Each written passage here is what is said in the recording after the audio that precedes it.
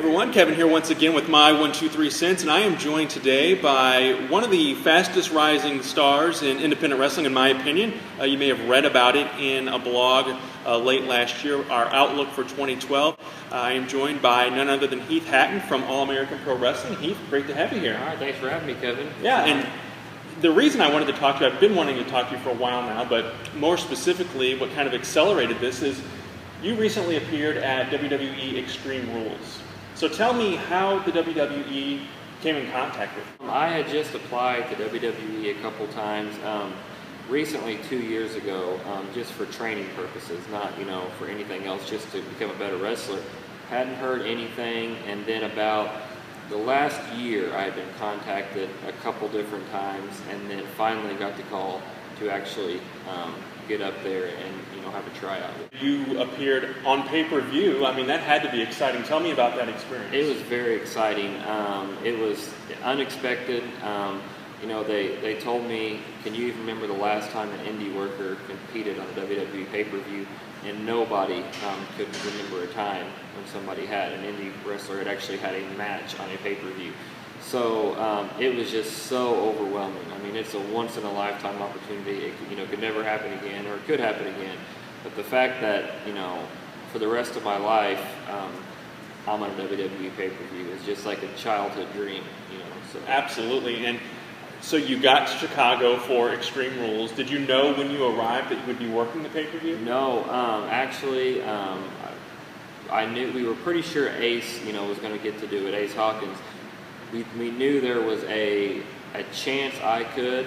There was 3 other guys that had a chance to do it, and luckily I got to be the one to do it, so it was very exciting. That's awesome. And you mentioned Ace Hawkins, who was Aaron Relic that night, and you guys faced Ryback, which obviously he's been getting this monster push, and so talk a little bit about that, what that experience was like, and kind of the aftermath. It was just a great experience. Like I said, a childhood dream and everything, and the fact that, he was such a super nice guy and everything. It was really just a once-in-a-lifetime experience, and just, being out there in front of, 17,000 people and trying to get the job done, trying to talk on the mic, and just overcoming those obstacles was just, there was just, you can't really, I couldn't picture it have gone any better than how it did. Yeah, I can't imagine what that must have felt like. And then the 2 is greater than 1 has kind of caught on, online at least, on the internet, and you've seen probably the pictures, the memes of you and Ace. So what has it been like since then? We're just over a week removed from it now. I'll tell you this, when I came backstage from the show, I had 120 new Twitter followers. Wow. I had 75 new Facebook friend requests. I had over 50 messages. I had over 70 text messages.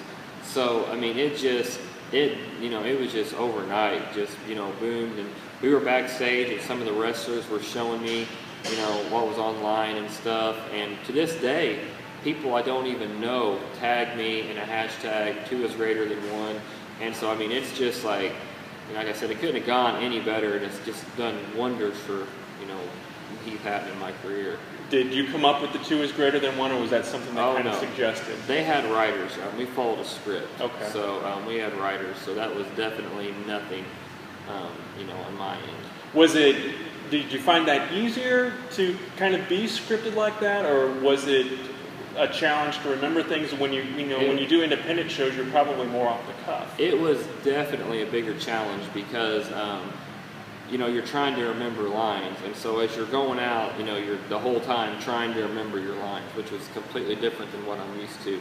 90% of everybody follows what they're supposed to say, and so they expect you to say that, so you better say it and not mess it up. So. And I know that you've worked other independent shows with legends and big name stars.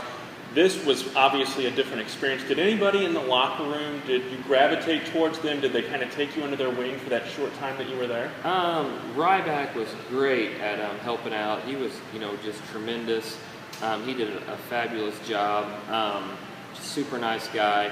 A lot of the other wrestlers, just so busy going over matches and, knowing what they were going to do next. They really didn't. But a lot of the newer guys, the Nexus guys, they were just great. They'd eat with us. They would tell us what to do. Santino Marella, for example, he gave me a couple words of advice and stuff. So, and then after our match, every single wrestler came up and, shook our hand and said, great job. So, it's just a whole new world up there. I mean, it's just, you can't explain how much different it is. And obviously that is probably the goal for most wrestlers, is to make it there one day. What's next, though, for Heath Hatton? I know you've got AAPW coming up here later this month, but what else is going on with Heath Hatton? I've been working in Tennessee for Power Pro Professional Wrestling. I got that coming up. I had one last weekend. Next weekend is IWAP in Albany, and then at APW. And then I actually just booked a 5-match deal with a girl in Arkansas to do some stuff down there. In September, the main event is Kurt Angle. So that's going to be a really, really big show. They're expecting to draw around 1,000 people at each show. And then, it's funny, on the way up there, my mom called me, and she was telling me, I did an interview with a paper when I first started wrestling. She told me, it says in here, your goal is not to eat WWE, but to taste it. And she said, you're getting to taste it, now what?